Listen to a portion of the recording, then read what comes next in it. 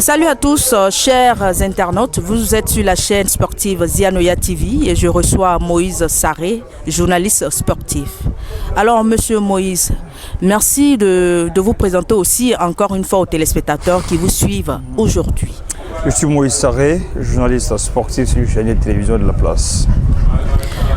On parlera aujourd'hui de la Fédération ivoirienne de football, précisément des élections. Vu l'arrêt de la commission électorale de la FIFA, quelle analyse faites-vous de cette situation? Je pense que déjà il faut d'abord saluer cette décision de la FIFA parce que la tension était en train de monter à un autre niveau au point où on avait laissé l'essence même du football qui est le fair play, qui est le vivre ensemble, qui est un facteur d'union et de rassemblement. Et donc il y avait des divisions au point où on avait perdu les valeurs que prônait le football.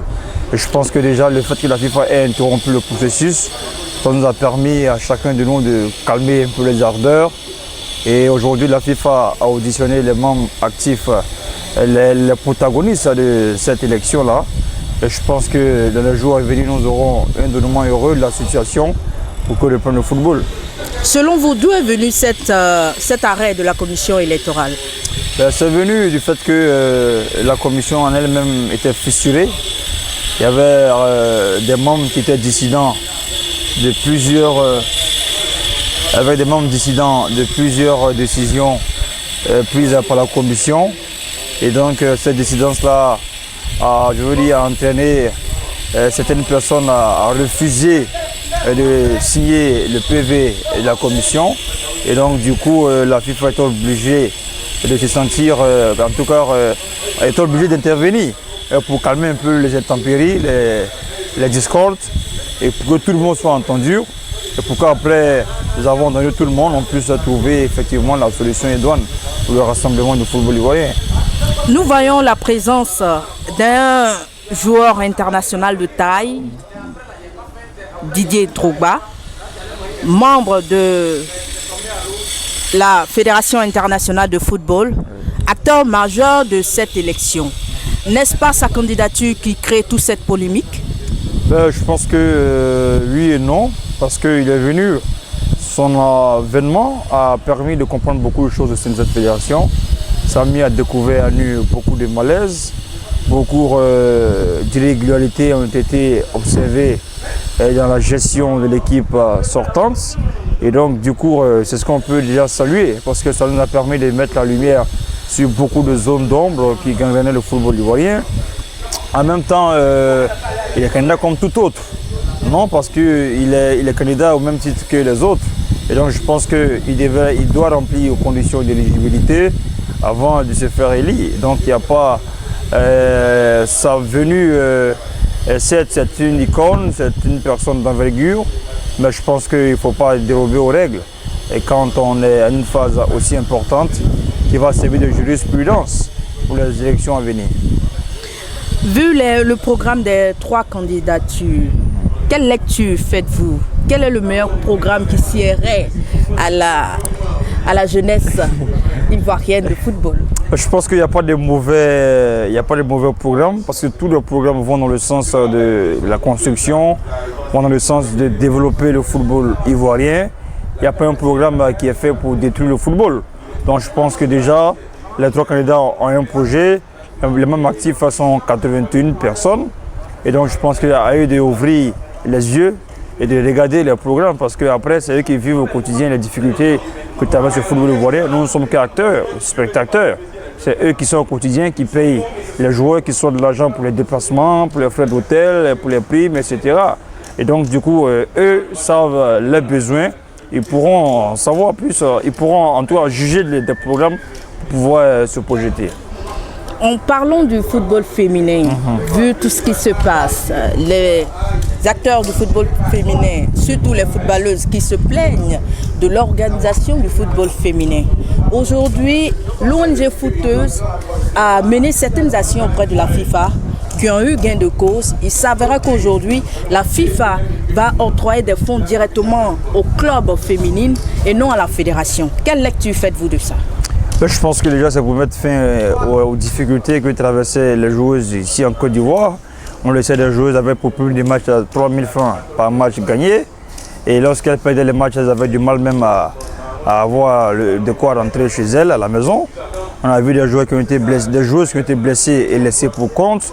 Donc il y a beaucoup de paramètres aujourd'hui qu'il faut comprendre parce que le football féminin aujourd'hui peine à remplir toutes les journées. On voit que si peut-être 10 journées ou 6 journées, il y a 2 qui se jouent.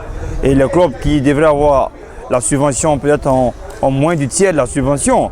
Donc il est clair qu'il y a des malversations financières qui sont au rendez-vous. Et donc la FIFA a décidé d'octroyer directement la subvention au club via le RIB. Je pense que c'est pour mettre fin aux lourdeurs administratives qui existaient à la fédération. C'est pour mettre fin également aux difficultés que vivaient nos joueuses parce qu'elles ont tout laissé.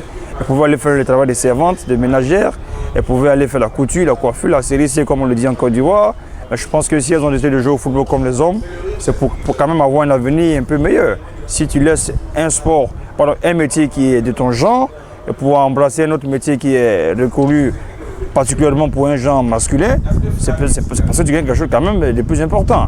Donc si c'est le cas, aujourd'hui, la FIFA a pris une bonne décision pour ma part.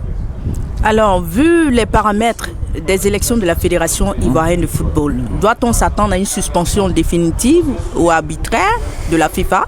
Non, je pense que la FIFA a pris son responsabilité. La FIFA CAF, la commission virtuelle, a entendu toutes les parties prenantes. Je pense que la décision qui viendrait serait dans le sens de faire évoluer les choses. Parce que depuis plus d'un mois, le processus a été interrompu. Le championnat s'annonce pour bientôt. Les Jeux africains également s'annoncent pour bientôt. Parce qu'on a 2 clubs qui auront joué la Coupe africaine et la Ligue des champions. Donc ces clubs ont besoin de préparation, de championnat pour pouvoir s'aguerrir. Maintenant, si on doit encore interrompre le processus à nouveau, je pense que ça ne ferait pas du bien au championnat parce que ça fait quand même beaucoup de mois que nos joueurs sont au chômage technique. La Covid-19 a fait son effet. Et donc, du coup, la FIFA gagnerait à aller dans le sens de l'évolution, dans le sens pour que le sport puisse reprendre, pour qu'on oublie le stress que toutes ces élections nous ont donné depuis pratiquement plus de 5 mois, bientôt 6 mois. Selon vous, quel est le rôle des agents sportifs dans cette situation, dans cette atmosphère des élections de la FIFA? Je pense que les agents sportifs aujourd'hui paient les frais non seulement de la Covid-19, également de cet arrêt. Parce que voyez-vous, il y a des agents qui ont mis des joueurs sous contrat. Et il y a des contrats aujourd'hui qu'il faut respecter. Vous comprenez, l'agent dans son contrat, dans le contenu de son contrat, il peut être dit comme ça qu'il devrait, pourquoi pas, donner un certain montant aux joueurs, le prendre en charge s'il a des besoins de nourriture, etc., etc. Maintenant, quand il y a une situation actuelle, l'agent, il est clair qu'il ne peut pas respecter les engagements parce que tout est arrêté. Et donc, ce sont les agents en réalité qui aujourd'hui font les frais de cette situation.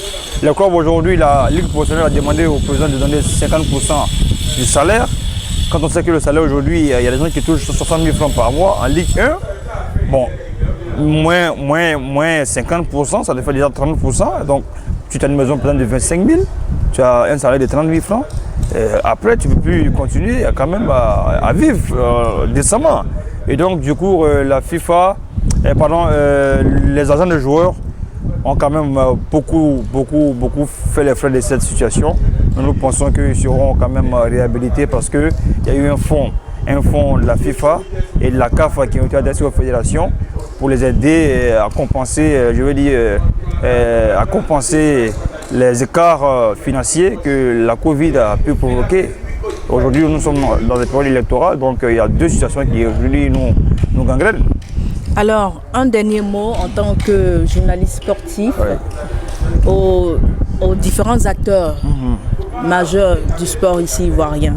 Quel dernier mot pouvez-vous leur donner ou solution pouvez-vous leur donner vis-à-vis de cet enjeu? C'est d'aller à l'apaisement, c'est d'aller au fair play, de retourner au fair play, d'éviter de faire des élections à la FIFA une élection politicienne. Parce qu'on assiste à une élection politico-politicienne, parce que c'est loin d'être une élection à la FIFA, le football, mais c'est plutôt une élection présidentielle à l'image de la Côte d'Ivoire. Et donc il faut comprendre que nous sommes au sport, nous avons 81 électeurs qui doivent aller aux urnes Et donc il faut aller vers eux, les convaincre. Il ne faut pas les salir, l'autre candidat, mais il faut leur présenter un programme.